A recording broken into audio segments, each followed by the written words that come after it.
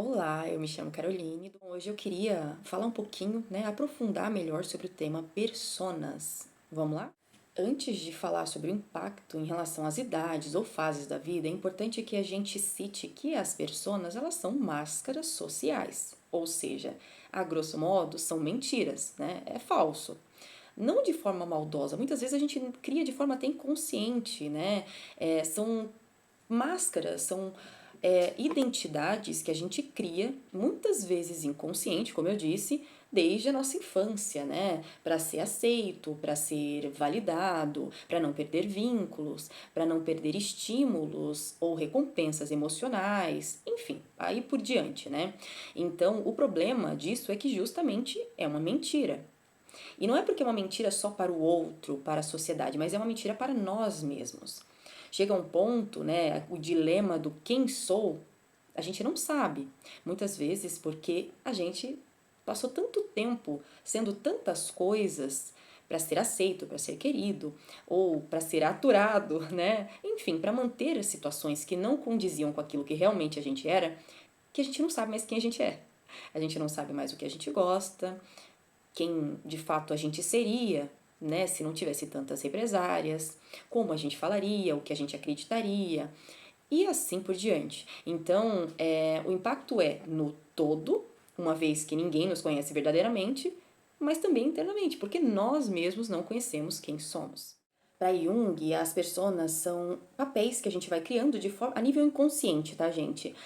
Para que a gente seja aceito, querido, né? Para Donald seria o falso self, que seria justamente a integração dessas máscaras sociais como uma forma de sobrevivência emocional e social. Desde muito cedo, a nossa psique tem a lógica de que, olha, se eu ajo, isso a nível inconsciente, volto a dizer, quando eu ajo de uma X forma, eu sou aceito, eu sou querido, logo se eu ajo de uma outra forma, que talvez seria a forma que realmente eu agiria, eu perco vínculos, eu perco estímulos emocionais. Um exemplo é da nossa infância, né? Claro que eu quero adentrar com mais calma cada faixa etária, cada fase da vida, porque o impacto é um pouco diferente, ela se expressa de uma forma diferente. Mas um simples exemplo aqui é aquela criança que ela é muito comunicativa, ela tem aquela desenvoltura, ela gosta, ela é expressiva, só que desde muito cedo ela ouviu algumas represárias, aquelas brincadeiras ou aquelas invalidações, sabe? Aquela coisa do, olha, não fala, você não sabe de nada, ou olha, você tá falando bobagem, sabe? Aqueles momentos de invalidar ou descredibilizar a criança. E aí o que acontece? As crianças, nesse ponto, elas vão formando ali a sua identidade, as suas máscaras sociais. Né? Existem dois problemas. A máscara social que é criada para ser aceito, né? Logo, eu não vou falar esse tipo de coisa porque as pessoas vão me ridicularizar. E outra, eu deixo de acreditar em algum sonho ou em alguma qualidade minha. Dois exemplos, né? Então a gente pode ver o quão agravante é essas máscaras sociais. Porque assim, gente, as máscaras sociais às vezes elas são necessárias, uma vez que eu vou evitar falar sobre X assunto, sobre política com algumas pessoas, porque as pessoas às vezes não têm uma facilidade de compreender divergências. Um exemplo bem chulo, né? Isso é uma máscara social. Para uma pessoa, eu não tenho como ter a abertura e a tranquilidade de me comunicar com essa pessoa sobre esse determinado assunto. É uma sutil máscara social. O problema é quando ela se integra à nossa identidade, impossibilitando que a gente entenda quem realmente a gente é, o que realmente a gente gosta, e impossibilitando, inclusive, enxergar as nossas qualidades. Porque se alguém te ridiculariza por você expressar a sua opinião, que é uma qualidade sua, que talvez seja a comunicação, você deixa de aflorar essa qualidade. Entende o problema? Então, além de você não saber quem você é, o que você gosta, né? Porque tá tão enraizado essas personas, essas máscaras sociais, você deixa inclusive de ver as suas qualidades. Isso, tanto qualidades positivas, como também, né, questões negativas que a gente precisa trabalhar. A gente não sabe, a gente não consegue desenvolver isso a nosso favor. Curioso que esse exemplo mesmo de uma criança que ela é comunicativa, ela tem essa desenvoltura, ela tem a tendência, quando ela passa por isso, ela tem a tendência a ser uma pessoa extremamente insegura, ela não consegue se expressar com facilidade, ela tem uma tendência a ter uma insegurança muito maior, justamente porque essa maior qualidade que ela tinha foi reprimida por conta dos comentários e essa máscara que ela vestiu desde muito cedo. Outro exemplo é aquele menino que tem o sonho de ser jogador de futebol, e aí as pessoas em volta falam: ah, isso não vai dar futuro, isso é muito difícil, isso é só pra gente assim, pra gente assado. Enfim, as pessoas dando sua opinião baseado no prisma delas, né, da visão delas, da frustração delas, da perspectiva de vida delas, impossibilitando então essa criança de sonhar e talvez buscar realmente aquele sonho. Logo dito tudo isso, né, as personas, elas são mecanismos de proteção. A ideia inicial é essa, o problema é quando ela vira uma identidade. Ela se integra e se torna a sua efetiva identidade. Porque a partir daí cria total desconexão com a sua verdadeira essência e identidade. Agora trazendo esse cenário para as faixas etárias, as fases da vida. Quando a gente é criança, ali até os 10 anos, isso é criado de uma forma muito sutil, pequenos jeitos, sabe? Não é muito uma identidade, até porque não é uma persona fixa. A gente vai aprendendo, ali é aquela fase que a gente está mais absorvendo informações à nossa volta, né? E estímulos, gatilhos à nossa volta. Então, a gente não tem muito aquela ideia de, sabe, de forma mais consciente do que magoa a gente ou do que não magoa. A gente vai agindo muito no impulso para se sentir seguro, amado, né? A questão da inocência, enfim. Então, o impacto, ele, embora pareça mais superficial, ele fica extremamente enraizado, porque muitas das coisas que a gente foi moldando, deixando de ser, passando a ser, se enraiza por toda a nossa vida. Então, muito das personas que a gente foi amadurecendo com o tempo se deu ali da nossa infância, daqueles jeitos, daquelas formas que foi bem desconexos e sutis na nossa infância. Só que se tornaram medos, inseguranças, formas de falar, né, que foram se cristalizando conforme a gente foi amadurecendo. Então, as crianças elas vão muito pelo sensorial, pelo tato. Então, como eu disse, as personas elas não estão cristalizadas ainda. Então, é muito jeitos, as formas, né? Para evitar apanhar, para evitar sofrer alguma represária ou para ter algum estímulo positivo. Então, às vezes a gente tem aqueles extremos. Aquela criança que é extremamente boazinha, que amadureceu de forma precoce, né? Aquela que é quieta, que assume as responsabilidades, que, enfim, ela é muito mais madura do que ela deveria ser para aquela idade. Como também a gente tem o oposto, aquela criança que justamente aprendeu nesse conflito e não conseguiu lidar com esse conflito de uma forma mais amena e se torna uma criança um pouco mais agressiva, um pouco mais rebelde. De todo modo, ambas as crianças, né, ou personalidades, vamos dizer assim, elas vão se dando em jeitos, em formas nada fixas. Neste momento não está nada fixo. É muito como eu devo agir, que eu vou ter X recompensa, ou vou me safar de X penalidade.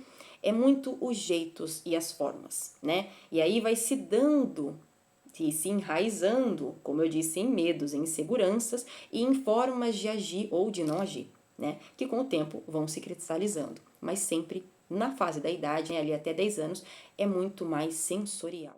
E como a gente retratou no desenho Lume as máscaras, esses jeitos, essas formas são justamente essas máscaras que a criança vai vestindo durante a infância. E o problema de não ser tratado, de não ser visto, né, essa confusão que a criança está vivendo, é que se torna ansiedade, se torna uma depressão, se torna uma dificuldade em se expressar e, evidentemente, toda a bola de neve que a gente já sabe. Criar personalidades que de fato não são quem você é e dificultar a sua absorção, aprofundamento, aflorar as suas qualidades, né? As suas qualidades se tornam medo, se tornam inseguranças. Você deixa de melhorar aquilo que realmente precisaria ser aprimorado e porque você tem medo das qualidades que você naturalmente já tem. Então é uma bola de neve que vai, como eu disse, cristalizando como personas e perpetuando por toda a nossa vida se a gente não tratar. E nós, como adultos, nós temos a responsabilidade. A gente entende que temos as nossas limitações, estamos aprendendo, independente da nossa faixa de idade, né? Nossa fase da vida. Mas a gente tem que entender que nós somos responsáveis, nós somos os professores, os mestres daquelas crianças. E não só para ensinar português e matemática, mas também como lidar com conflitos, com frustrações, né? Mas com maturidade emocional, entende? E aí é que está o problema, porque a gente tem nossas limitações, a gente não consegue lidar nem com as nossas emoções, como a gente vai saber lidar com as emoções de uma criança. né? Muitas vezes a gente acaba transbordando as nossas frustrações naquela criança, porque tecnicamente ela está abaixo da hierarquia. Tá entendendo? Então aí é um problema. Vamos dar um exemplo, né? Que muitas pessoas a gente fala sobre educação positiva e as pessoas distorcem. Gente, educação positiva não é sobre passar a mão na cabeça de desvio de caráter. É ter a maturidade de saber lidar com conflito. Então vamos dar um exemplo bem simples. Seu amigo foi na tua casa e sem querer ele derrubou um copo de água. Você não vai bater no seu amigo, gritar com ele porque ele derrubou um copo de água, certo? Por que seu filho fizer o mesmo, você vai transbordar sua frustração agredindo ou brigando ou gritando ou repreendendo de uma forma descabida porque derrubou um copo de água sem querer? Você entende o que eu quero dizer sobre ensinar? É a mesma coisa quando uma criança ela está fazendo um escândalo por conta de alguma coisa que a frustrou ou que ela se machucou, enfim. E a gente, em vez de compreender que aquele é o repertório que ela tem, aquela é a máxima dor, a máxima frustração que ela teve até aquele momento, a gente repreende, a gente minimiza e invalida a dor daquela criança. Isso vão se tornar máscaras.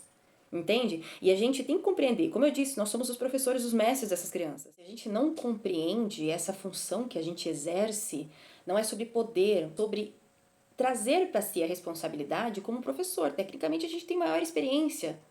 Então a gente tem que saber como lidar, né? Muitas vezes a gente não sabe, a gente tem que buscar aprender.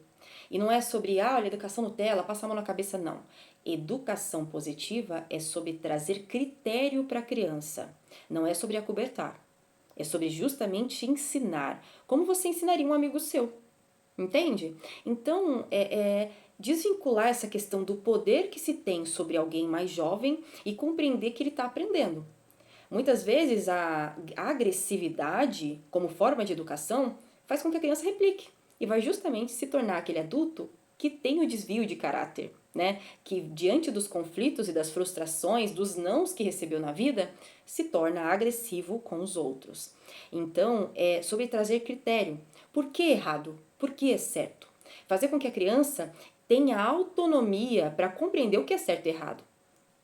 Claro, a gente não está dizendo que a gente está livre de, né? Todos nós temos personalidades. Então, evidentemente, vai ter pessoas que vão ter um caráter bacana, outros que vão ter um caráter ruim. Isso não vai se dar da grosseria ou da agressividade no momento da educação. Então, é importante a gente entender, nós como adultos, a responsabilidade que a gente tem de ter a maturidade emocional para educar de forma eficaz. Nós somos os replicadores, os espelhos, né? Então, a gente está replicando ali como a criança deve agir e ela vai espelhar isso na vida dela. Será que como você está educando as crianças à sua volta é como você quer que ela haja? Agora vamos entrar na fase da pré-adolescência, né? Que é essa transição da fase infantil, da fase criança para a fase adolescente, que é quando ela começa a ter uma maior percepção de que em cada ambiente ela é um pouco diferente, né? Ela se adapta a cada ambiente, vai começando a cristalizar as personas.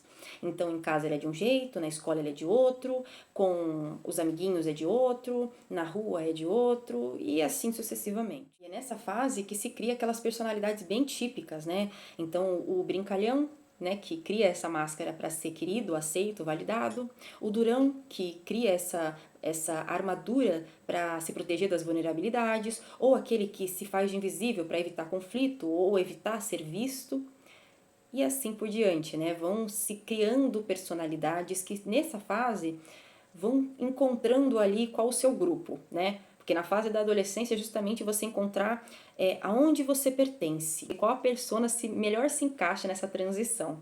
Então são essas personalidades bem típicas nessa fase de adolescência ali, né? Entre 11, 13, 15 anos. Já nessa fase, a gente vê uma problemática, né? A ansiedade, a fobia social, a se sentir inadequado, né? Aquela confusão do que sou, do que devo ser. Então, assim, eu não sou criança, mas também não sou adolescente ainda. Porém, eu venho com uma bagagem aí da minha infância, dos meus jeitos e trejeitos, que eu fui criando aí essas personalidades que eu fui criando pra galera gostar de mim. Então, assim, nessa fase da pré-adolescência, antecede a fase crítica, que é a adolescência. Existe o eu família, né? Eu e a minha família, e existe o eu mundo. E aí é nessa fase da adolescência que aquela questão da validação, qual é a minha galera, qual é o meu grupo, qual é eu e o mundo, quem sou eu, quem é meu grupo, quem é minha personalidade, sabe? Ela grita com maior intensidade.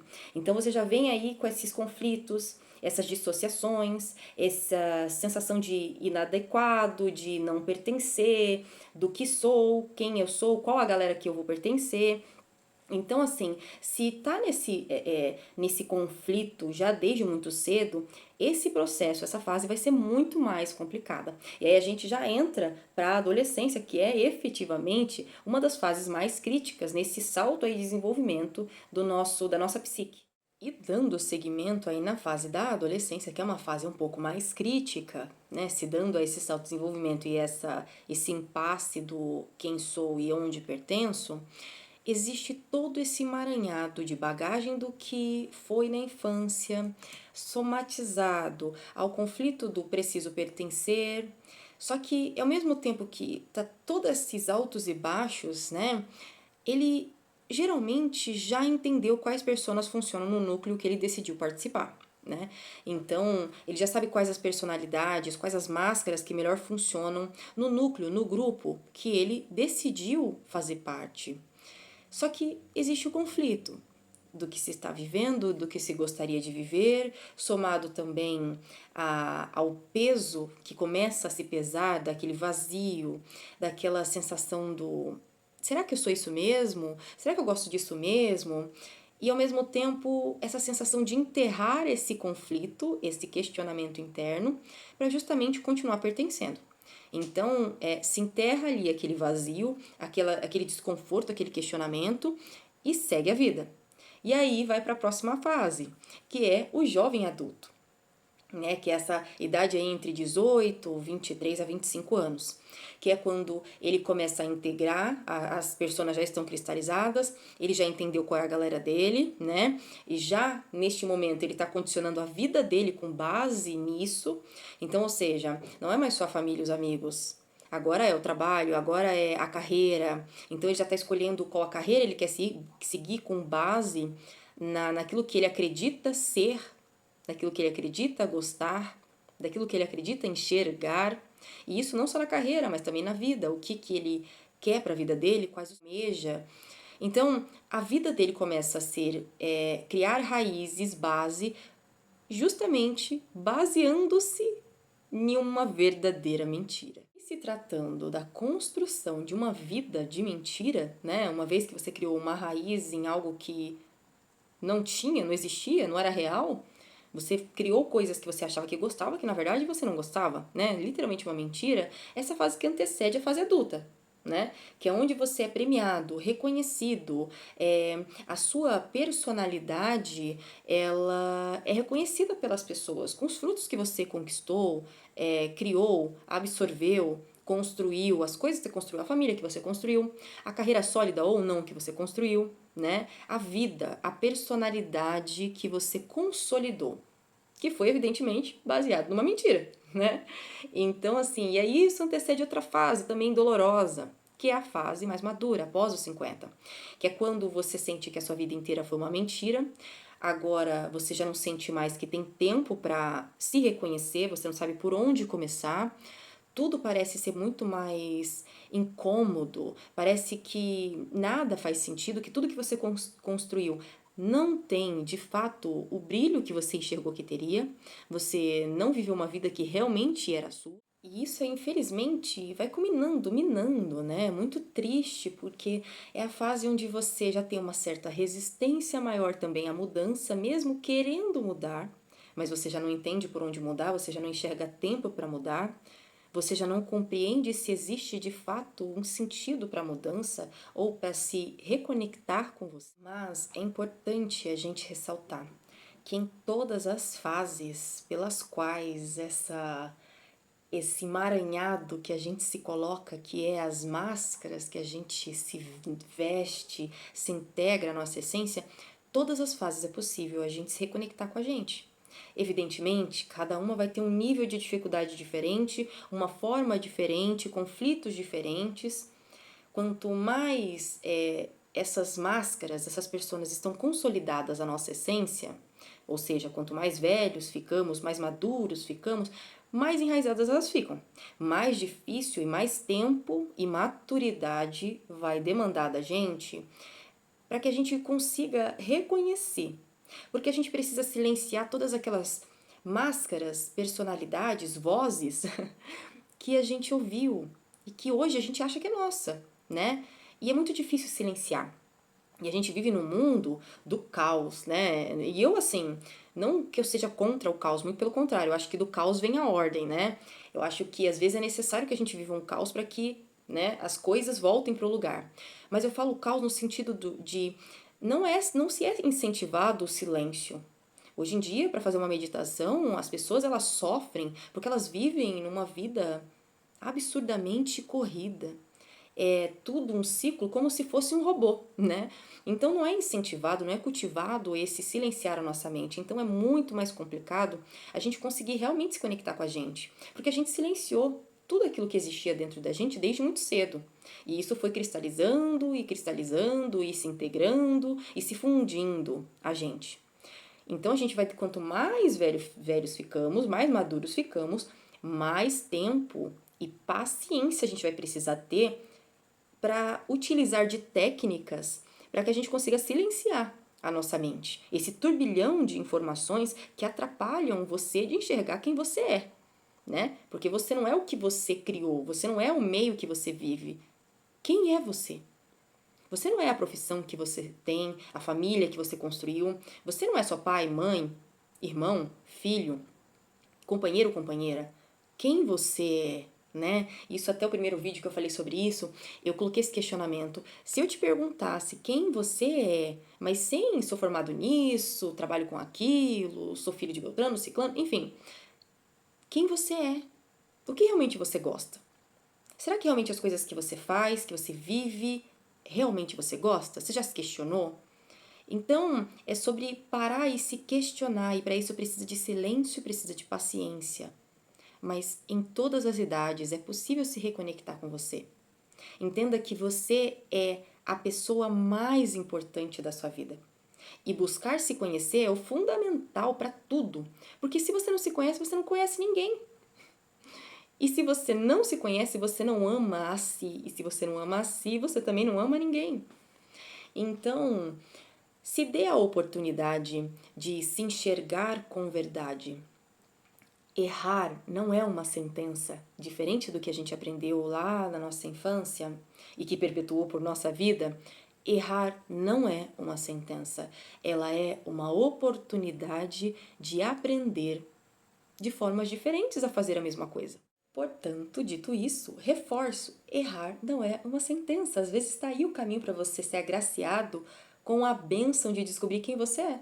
Ou pelo menos tá num bom caminho aí para descobrir isso, para desbravar quem realmente se é. Porque aquela ideia do qual é o meu propósito, para que eu nasci, para que eu vim, ele, com toda certeza, essa resposta dessa pergunta, ela tá justamente em se entender quem se é. Porque se a gente entende quem a gente é de verdade, a gente sabe quem é a gente, qual é essa pecinha do quebra-cabeça que é o todo que somos nós. Então a gente vai saber o que a gente é bom, o que a gente precisa melhorar, aonde a gente tem que estar nesse quebra-cabeça, sabe? A gente entende qual é o nosso servir, qual é a nosso potencial que vai transbordar de nós para o mundo à nossa volta. Então se permita, será que aquela profissão que você achava que não dava futuro porque as pessoas disseram que não ia dar futuro, realmente não é para você? Porque uma coisa que eu ouvi e que ficou para mim é justamente que a profissão que realmente vai te dar abundância e prosperidade é aquela profissão que vibra com você, aquela que é quase como um casamento. E não é o que parece mais importante, que dá mais dinheiro. Você vai ter abundância quando você fizer aquilo que é para você. Então não subestime, né? Às vezes é aquela história. O seu maior medo às vezes esconde seu maior dom. Aquilo que você faz tão naturalmente que você às vezes nem enxerga valor, tá aí o seu pote de ouro, né? E você só vai descobrir se você se permitir. E se desvincular dessa questão de que errar é uma sentença. não é uma sentença, é uma oportunidade de você enxergar além e se permitir adentrar nas possibilidades, né? Então, faça, reflita, se permita, seja honesto consigo mesmo, porque não tem como você ser honesto com as outras pessoas à sua volta se você não consegue ser com você mesmo. E é difícil depois de ter vivido uma vida inteira de mentira, baseado em uma mentira. Eu compreendo, é difícil, mas sempre há tempo. Então, crie, desenvolva a coragem de ser quem se é. Não tenha medo do que as pessoas vão falar. Entenda que as pessoas vão te julgar você fazendo o que elas querem ou não. Sempre vai ter alguém para questionar sua forma de falar, sua forma de agir, mesmo que você faça exatamente o que elas querem. Então, se é para ser julgado, que seja julgado por ser de verdade. Concorda? Enfim. Bom, por enquanto é isso. Eu espero que tenham gostado. Curte, compartilha, comenta sua opinião, sua história, suas dúvidas. Vai ser um prazer responder todo mundo. E claro, né, se inscreve no canal para fazer parte da nossa família, acompanhar o nosso conteúdo. Trarei mais vídeos sobre personas, inclusive como melhor desbravar esse processo para cada faixa etária. Então vai ser bem interessante desbravar essa caminhada com vocês, tá bom? Um beijo, até a próxima!